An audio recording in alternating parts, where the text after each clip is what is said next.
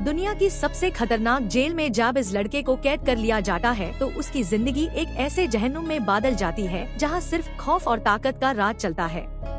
Jail के अंदर कदम रखते ही तमाम खूंखार कैदी उसके खून के प्यासे हो जाते हैं, लेकिन उन्हें जरा भी अंदाजा नहीं होता कि जिसे वो अपना शिकार समझ रहे हैं असल में वो एक ऐसा शिकारी है जो सिर्फ एक मुक्के से दीवार तक तोड़ सकता है। कहानी की शुरुआत तब होती है जब पुलिस की एक गाड़ी चांद खतरनाक कैदियों को लेकर दुनिया की सबसे सिक्योर जेल में पहुंचती है, जहां सिर्फ सबसे डेंजरस क्रिमिनल्स को रखा जाता है और कमजोर कैदियों का जिंदा रहना मुश्किल होता है। इन नए कैदियों में 21 साल का रिकी भी शामिल होता है, जिसने एक आदमी को बेरहमी से कत्ल कर दिया था और उस जुर्म की सजा में 10 साल कैद सुनाई गई थी, लेकिन कम उम्र होने की वजह से उसे सिर्फ 5 साल इस जेल में गुजरना थे। जब सब कैदी लाइन में खड़े होकर अपना तारुफ और अपने जुर्म बताते हैं तो रिकी बिल्कुल बेपरवाह अंदाज में जेबों में हाथ डाले खड़ा रहता है, जैसे पूरी जेल का बादशाह वही हो। जब रिकी मेटल डिटेक्टर से गुजरता है तो अचानक सायरन बज उठता है और ऑफिसर्स फौरन उसकी तलाशी लेना शुरू कर देते हैं, मगर उन्हें उसके पास कोई हथियार या नोकीली चीज नहीं मिलती।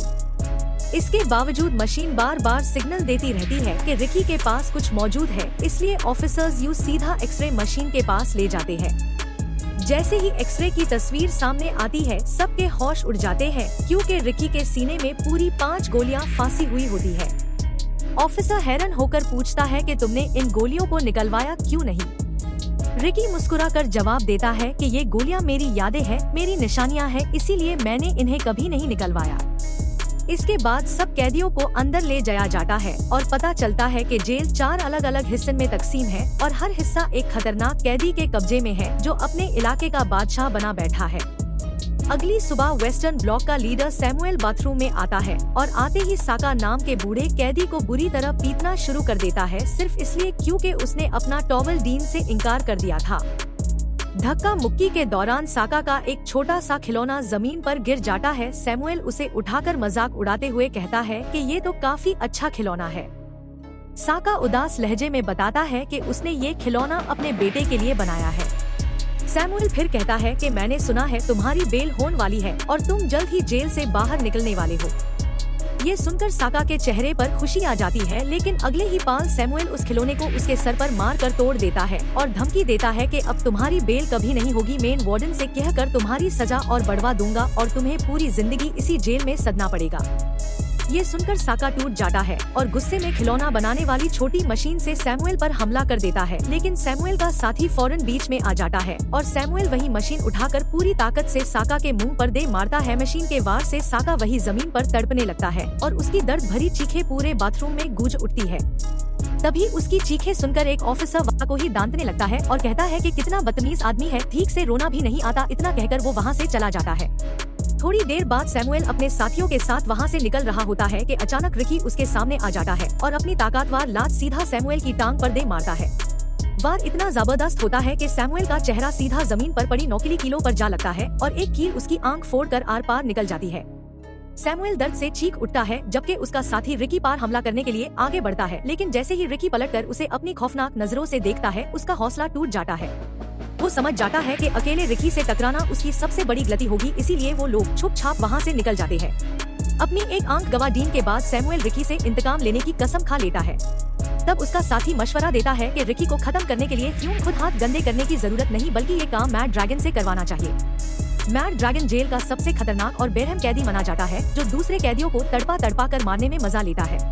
लेकिन फिलहाल उसे एक अंधेरी काल कोठरी में कैद किया गया होता है, क्योंकि कुछ दिन पहले उसने वार्डन का घोड़ा खा लिया था। ये सुनकर सैमुएल फौरन एक ऑफिसर के पास जाता है और मैड ड्रैगन को कोठरी से रिहा करवाने का हुक्म देता है। साथ ही वो एक और घटिया चाल चलता है और झूठ बोलता है कि बुद्धे साका ने जेल के कानून तोड़ते हुए चुपके से अपने घर खत भेजा है।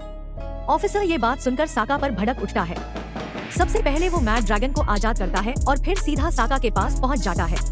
ऑफिसर साका को बताता है कि तुम्हारी रिहाई कैंसिल कर दी गई है और अब तुम्हें पूरी जिंदगी इसी जेल में गुजरना होगी। ये सुनकर साका के पैरों टेल जमीन निकल जाती है और वो रोड यूं कहता है कि मैंने कभी किसी को कोई खत नहीं भेजा। वो ऑफिसर के पैर पकड़कर अपनी रिहाई की भीख मांगता है, लेकिन जालिम ऑफिसर उसकी एक नहीं सुनता और उल्टा उसे दोबारा पीट कर वहाँ से चला जाता है। अपनी रिहाई कैंसिल होने का सदमा साका बर्दाश्त नहीं कर पाता और उसी रात अपनी जिंदगी खत्म कर लेता है। सुबह होते ही उसकी मौत की खबर पूरी जेल में आग की तरह फैल जाती है और कुछ ही देर में रिकी को भी पता चल जाता है कि जिस बुड्ढे साका को उसने मौत के मुंह से बचाया था वो बेचारा अब इस दुनिया में नहीं रहा। दूसरी तरफ जब 2 गार्ड साका की लाश को जेल से बाहर ले जा रहे होते हैं तभी रिकी वहाँ पहुँच जाता है। जैसे ही वो साका का कफन उठता है उसकी नजर एक हैरतांगेज मंजर पर पड़ती है, क्योंकि मरने के बाद भी साका के हाथों में हथकड़ी लगी होती है। ये देखकर रिकी का खून खोल उठता है और वो ऑफिसर्स से कहता है कि क्या तुम लोगों को जरा सी भी रहम नहीं आती जो एक मुर्दे को भी जंजीरों में जकड़ रखा है। इतना कहकर रिकी अपने हाथों से हथकड़ी को इतनी आसानी से तोड़ देता है जैसे वो लुटे हैं, क्योंकि आम इंसान के लिए सिर्फ हाथों से हथकड़ी तोड़ना नामुमकिन होता है। असल में रिकी के अंदर एक गैर मामूली ताकत मौजूद होती है जो किसी आम इंसान के पास नहीं होती, और जब भी वो किसी मुश्किल या गुस्से की हालत में होता है ये ताकत खुद जाग उठती है। उसके बाद रिकी अपनी जेब से वही खिलौना निकलता है जो सैमुअल ने तोड़ दिया था और अब उसने उसे दोबारा ठीक कर दिया होता है। रिकी उस खिलौने को साका की लाश पर रख देता है ताकि उसकी रूह को सुकून मिल सके, लेकिन उसके दिल में साका के लिए गहरा दुख और सैमुअल के लिए इंतहाई गुस्सा भर चुका होता है, क्योंकि उसकी नजर में साका की मौत के जिम्मेदार वही लोग थे। अगली सुबह तमाम कैदी नहा रहे होते हैं और रिकी भी उनके साथ मौजूद होता है। तभी सैमुअल वहां आता है और दूर खड़े होकर रिकी को अजीब नजरों से देखने लगता है। उसी वक्त मैड ड्रैगन नाम का एक दहशतनाक कैदी भी बाथरूम में दाखिल होता है। मैड ड्रैगन अपनी बेपनाह ताकत और बेरहमी की वजह से पूरी जेल में मशहूर होता है और सैमुअल ने रिकी को खत्म करने के लिए इसी दरिंदे को चुना होता है। मैड ड्रैगन बिना कुछ कहे सीधा रिकी के चेहरे पर एक जबरदस्त मुक्कदे मारता है, जिससे रिकी उछलकर दूर जा गिरता है। फिर ड्रैगन मुस्कुराकर कहता है कि मुझे तुम्हें मारने के बदले 30 किलो चावल दिए गए हैं, इसलिए आज तुम्हारा बचना नामुमकिन है। लेकिन अगले ही लम्हे रिकी आहिस्ता से उठता है और ऐसा लगता है जैसे उसके अंदर का असली जानवर अब जाग गया हो। रिकी अपना मुक्का ड्रैगन के पेट पार इतनी ताकत से मारता है कि उसका हाथ सीधा उसके जिस्म के आर पार निकल जाता है। एक ही बार में मैड ड्रैगन का काम तमाम हो जाता है और वो वही ध्येय हो जाता है। ये देखकर सैमुअल के होश उड़ जाते हैं और घबराहट में वो एक बड़ी सी कील उठाकर रिकी के हाथ के आर पार घुसा देता है। मगर हैरानी की बात ये होती है कि रिकी पार कील का जरा सा भी असर नहीं होता। अगले ही पार रिकी सैमुअल की तमाम उंगलियां तोड़ देता है और उसकी चीखें निकल जाती है। फिर रिकी बिजली की रफ्तार से अपना मुक्का सैमुअल के पेट के आर पार कर देता है और सैमुअल भी वही अपनी मौत से जा मिलता है। अब ऑफिसर्स को एहसास होता है कि रिकी कोई आम कैदी नहीं बल्कि पूरी जेल के लिए एक जिंदा खतरा है, इसीलिए वो फौरन रिकी को काबू में करके वहाँ से ले जाने लगते हैं। लेकिन रास्ते में नरुमी नाम का एक कैदी सामने आ जाता है जो नॉर्थ सेक्शन का हेड होता है। नरुमी रिकी के पास आकर कहता है कि मैंने आज तक तुम्हारे जैसा ताकतवर और खतरनाक कैदी नहीं देखा। लेकिन नरुमी रिकी की तरफ देखकर कहता है कि इतनी ताकत होने के बावजूद तुम अभी भी एक बच्चे हो। फिर वो आगे कहता है कि आज तुमने 2 कैदियों को मार डाला है और अब वार्डन तुम्हें इसकी सख्त सजा जरूर देगा। नरुमी रिकी को तनबीह करते हुए कहता है कि वार्डन की सजा के बाद भी मेरी नजर हमेशा तुम पर रहेगी। लेकिन रिकी पर इन धमकियों का कोई असर नहीं होता और वो बिल्कुल पुरसुकून रहता है। इसी दौरान ऑफिसर्स रिकी को एक खास किस्म की हाई सिक्योरिटी कोठरी में ले जाते हैं जो सिर्फ सबसे खतरनाक कैदियों के लिए बनाई गई होती है। यूज अंदर बंद करके सब लोग वहाँ से चले जाते हैं। कुछ देर बाद तन्हा बैठा रिकी अपने माजी की यादों में खो जाता है। यूज वो दिन याद आता है जब वो हाई स्कूल में पढ़ता था और उसके माँ बाप इस दुनिया से चले गए थे। एक दिन रिकी उनकी कब्र पर जाता है जहाँ उसकी मुलाकात मास्टर झंग नाम के एक अजीब शख्स से होती है। बाद में रिकी को पता चलता है कि मास्टर झंग उसका रिश्तेदार है और दोनों पहली बार एक दूसरे से मिल रहे होते हैं। मास्टर झंग पहले ही जान चुका होता है कि रिकी के अंदर एक गैर मामूली कुव्वत छुपी हुई है। उस वक्त रिकी मार्शल आर्ट्स की ट्रेनिंग ले रहा होता है, लेकिन उसकी असली रूहानी ताकत अभी तक बेदार नहीं हुई होती। मास्टर झंग फैसला करता है कि अब वक्त आ गया है कि रिकी की अंदर छुपी सुपर पावर को जगाया जाए। जब रिकी अपनी मार्शल आर्ट स्किल्स दिखाने के लिए मास्टर झंग पर हमला करता है तो झंग सिर्फ एक हाई टेक्निक से यूज फौरन जमीन पर गिरा देता है। रिकी समझ जाता है कि उसके सामने कोई मामूली उस्ताद नहीं खड़ा। इसके बाद मास्टर झंग उसे जिस्म और जहां पर काबू पाने की असल कला सिखाता है। दिन गुजरते जाते हैं और रिकी की ताकत हद से ज्यादा बढ़ने लगती है। जल्द ही वो इतना ताकतवर हो जाता है कि बड़े बड़े पठार भी अपने हाथों से आसानी के साथ तोड़ने लगता है। कहानी फिर से मौजूदा वक्त में लौट आती है जहाँ रिकी अपनी कोठरी में बैठा गहरी मेडिटेशन कर रहा होता है। तभी कुछ ऑफिसर्स वहाँ आते हैं और यूज जेल के जालिम वार्डन डैन के पास ले जाते हैं। वार्डन डैन एक निहायत घटिया और करप्ट आदमी होता है जो ताकत और पैसों के नशाई में अंधा हो चुका होता है। वो ना इंसाफ देखता है और ना ही इंसानियत, उसके लिए सब कुछ सिर्फ फायदा और ताकत होता है। वार्डन डैन एक ऑफिसर को हुक्म देता है कि रिकी की फाइल जोर से पढ़कर सुनाओ। वो कहता है कि जिस कैदी ने जेल में कदम रखते हाई 2 खतरनाक कैदियों को मार डाला हो उसका माजी जानना बहुत जरूरी है। ऑफिसर फाइल खोलकर बताना शुरू करता है कि रिकी बचपन से यतीम था और एक आश्रम में पाला बड़ा, पढ़ाई में कमजोर होने की वजह से उसे एक म्यूजिक स्कूल भेजा गया जहां उसे बांसुरी बजाना सिखाया गया। लेकिन फिर अचानक रिकी 2 साल के लिए गैप हो गया और किसी को नहीं पता था कि वो कहाँ था। उसके बाद वो एक बेड गैंग के साथ खूनी लड़ाई में नजर आया। उस लड़ाई के दौरान रिकी ने एक आदमी को मार डाला और इसी जुर्म के बाद पुलिस ने उसे गिरफ्तार कर लिया। आखिरकार उसे दुनिया की सबसे खतरनाक जेल में भेज दिया गया। ये तमाम बातें सुनकर वार्डन डैन गहरी सोच में डूब जाता है और वार्डन डैन सीधा रिकी के पास आता है और उसका कॉलर पकड़कर पूछता है कि तुम 2 साल तक कहाँ गायब रहे और तुम्हारे सीने में 5 गोलियां होने के बावजूद तुम जिंदा कैसे हो। लेकिन रिकी खामोश रहता है और उसके किसी सवाल का जवाब नहीं देता। इसी दौरान रिकी नोटिस करता है कि वार्डन डैन का एक हाथ नहीं है और उसकी जगह एक खतरनाक हथियार नुमा हुक लगा हुआ है। वार्डन डैन धमकी भरे लहजे में कहता है कि अगर तुम खुद नहीं बताओगे तो मुझे सच उगलवाना अच्छी तरह आता है, क्योंकि अब तुम मेरी जेल में हो। फिर वार्डन एक खत निकलता है जो उसी सुबह रिकी के नाम आया होता है। उस खत के अंदर रिकी की गर्लफ्रेंड केको की तस्वीर भी मौजूद होती है। वार्डन मुस्कुराते हुए कहता है कि तुम ये तस्वीर ले सकते हो। जैसे ही रिकी तस्वीर लेने के लिए हाथ बढ़ता है, वार्डन अपना हुक वाला हाथ उसके हाथ में घुसा देता है और लगातार उसके चेहरे पर मुक्के बरसाने लगता है। वार्डन गुस्से में कहता है कि तुमने मेरे 2 सबसे ताकतवर आदमी मार दिए हैं। सच बताओ, तुम कोई स्पेशल एजेंट हो या सीरियल किलर, और क्या तुम जानबूझकर इस जेल में आए हो? फिर वो रिकी को लालच देता है कि अगर तुम मेरे लिए काले धंधों में काम करोगे और पैसा कमा कर दोज, तो मैं सैमुअल और ड्रैगन की मौत को सिर्फ एक हादसा करार दे दूंगा। लेकिन रिकी उसकी बात सुनने के बजाय सीधा उसके चेहरे पर थूक देता है।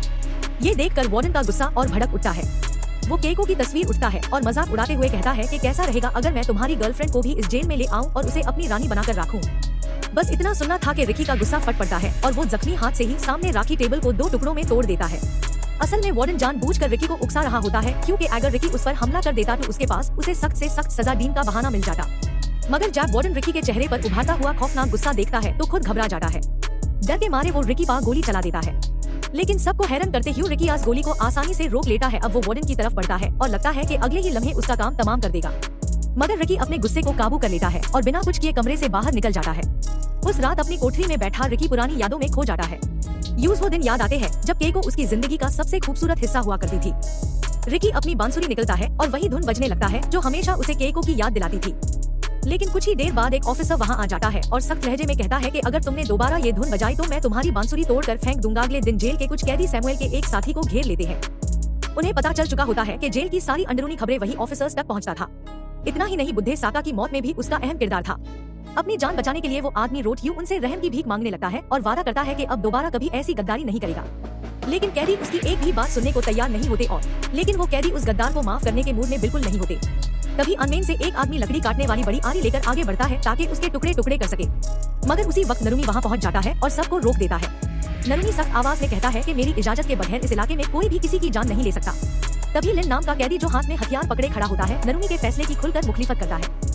लिन कहता है कि जब सैमुअल ने कानून तोड़ा था तब यूज छोड़ दिया गया और अब ये आदमी भी कानून तोड़ रहा है, फिर भी आईएसी बख्शा जा रहा है। अगर कानून सबके लिए बराबर नहीं तो फिर ऐसे कानून का फायदा ही क्या है? लिन की ये बात नरुमी को बिल्कुल पसंद नहीं आती, क्योंकि यूज महसूस होता है कि लिन सबके सामने उसकी बेइज्जती कर रहा है। गुस्से में आकर नरुमी फौरन लिन पर हमला कर देता है। दूर खड़ा वार्डन डैन ये सब कुछ देख रहा होता है, क्योंकि उसे नरुमी से एक अहम बात करनी होती है।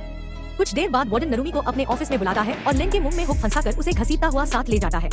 ऑफिस में पहुंचकर वार्डन कहता है कि रिकी की वजह से दूसरे कैदियों का हौसला रोज बढ़ता जा रहा है। अगर ये सिलसिला ऐसे ही चलता रहा तो जल्दी हर विंग में एक नया रिकी खड़ा हो जाएगा। फिर वार्डन नरुमी को हुक्म देता है कि सबको सबक सिखाने का सिर्फ एक ही तरीका है, रिकी को खत्म कर दो ताकि बाकी कैदी खुद भी खुद डर कर चुप हो जाए। हुक्म मिलते ही नरुमी मैदान में पहुंचता है और लिन को एक बेड क्रॉस के साथ बांध कर मरने के लिए छोड़ देता है। उसका मकसद ये होता है कि बाकी सब कैदी उसकी हालत देखकर दोबारा बदवत करने की हिम्मत ना कर सके। लेकिन रिकी लिन को बचाने के लिए फौरन वहाँ आ जाता है। नरुमी रिकी को देखकर उसे खुली चैलेंज देता है और दोनों के दरमियान जंग का ऐलान हो जाता है। रिकी चैलेंज कबूल कर लेता है, मगर एक शर्त रखता है कि सबसे पहले लिन को आजाद किया जाए। लेकिन नरुमी को रिकी को मारने का हुक्म मिला होता है, समझौता करने का नहीं। इसीलिए वो बिना वक्त जया किए सीधा रिकी पर टूट पड़ता है। फाइट शुरू होते ही नरुमी पीसा हुआ शीशा रिकी की आंखों में फेंक देता है। शीशे के बारीक ज़रात आंखों में जाते हाय रिकी कुछ भी देख नहीं पाता। नरुमी फौरन मौका देखकर रिकी के हाथ की नास भी काट देता है। खून बहने की वजह से रिकी धीरे धीरे कमजोर पड़ने लगता है, लेकिन आसपास खड़े तमाम कैदी उसका हौसला बढ़ाना शुरू कर देते हैं। उनकी आवाजें रिकी के अंदर नई ताकत भर देती है। तभी रिकी एक बड़ी पाइपलाइन तोड़ देता है और उसमें से निकलने वाले पानी से अपनी आंखें साफ कर लेता है। अब उसकी नजर दोबारा बिल्कुल साफ हो जाती है। ये देखकर नरुमी दोबारा जानलेवा हमला करने के लिए उसकी तरफ दौड़ता है, लेकिन इस बार रिकी तैयार होता है। वो नरुमी के सर पर इतना जबरदस्त वार करता है कि उसकी एक आंख बाहर निकल आती है। इसी दौरान रिकी अपने हाथ की कटी हुई नेसन को खींचकर आपस में बांध लेता है और खून बहना रोक देता है। अब नरुमी पूरी तरह हार मान चुका होता है। अपनी शिकस्त कबूल करते हुए वो चाकू निकलता है और अपने ही पेट में घोंपकर अपनी जिंदगी खत्म करने की कोशिश करता है।